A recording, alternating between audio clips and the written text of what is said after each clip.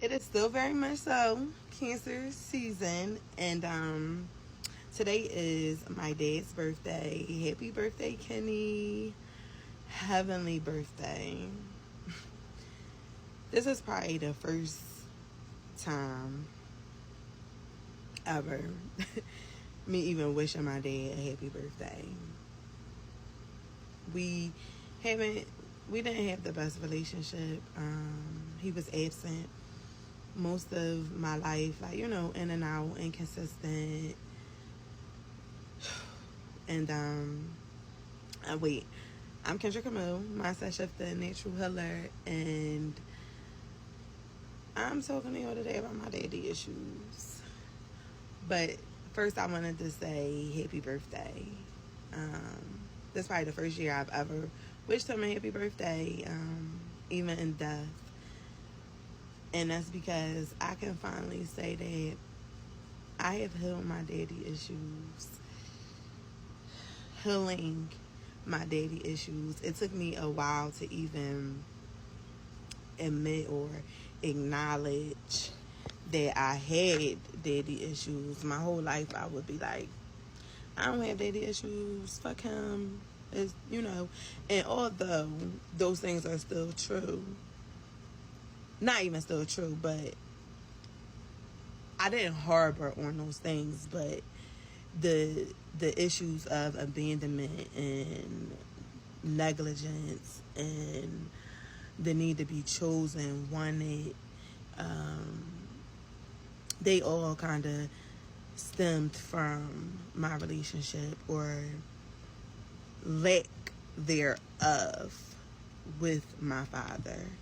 And it wasn't until I started this healing journey that I realized that, girl, you do have daddy issues, and it's time to acknowledge them, and it's time to heal them.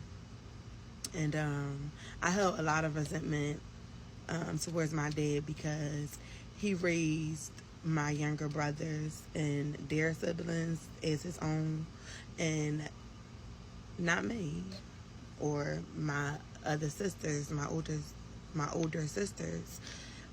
Is 7 of us, something like that.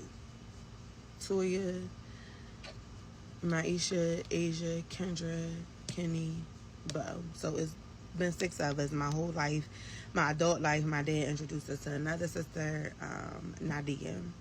So it's 7 of us, and then not including my stepbrother and sister. And for years I held a lot of resentment towards them, up until probably my dad passed away.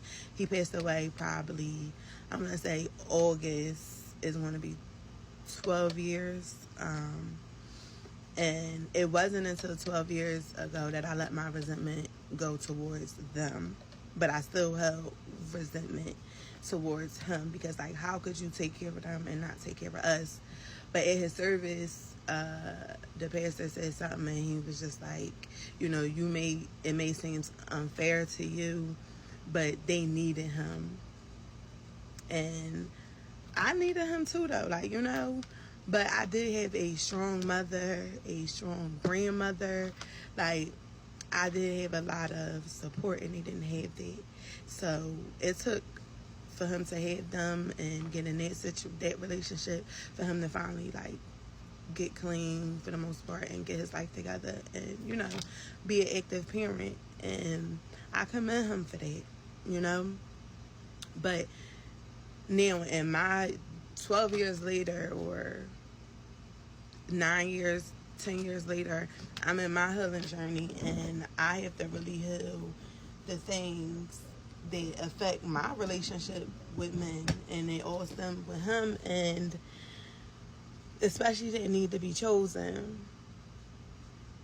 And it wasn't until recently I've healed it, and now I am able to completely forgive him. He apologized to me before he passed away, and we were working on our relationship, but then he passed away.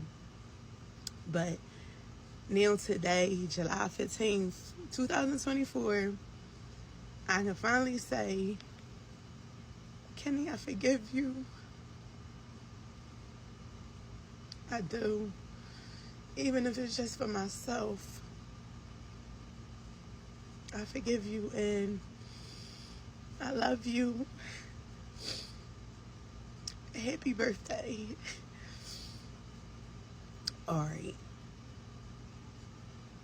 I just wanted to let y'all know, work on them daddy issues. As much as you feel like you don't have them, take some moments, sit back, and really evaluate things. And you gotta sometimes go through the hurt and the acknowledgement of what's bothering you, what's hurting you, and address it so you can heal it. So I had to, so I can have better relationships with men and release those attachment issues, that codependency, that strong masculinity. Like, I had to learn how to balance my feminine and masculine energies also, because my mom was a single parent. Like, you know, she had to be strong, and I seen her do a lot on her own, and I adapted a lot of, you know, those qualities and traits. And although they are good, they can be enabling sometimes, you know. But that's all. I'll talk to you later. Bye. No love for my daddy, cause the coward wasn't there. He passed away and I didn't cry, cause my anger wouldn't let me feel for a stranger. They say I'm wrong and I'm heartless, but all along I was looking for a father, he was gone.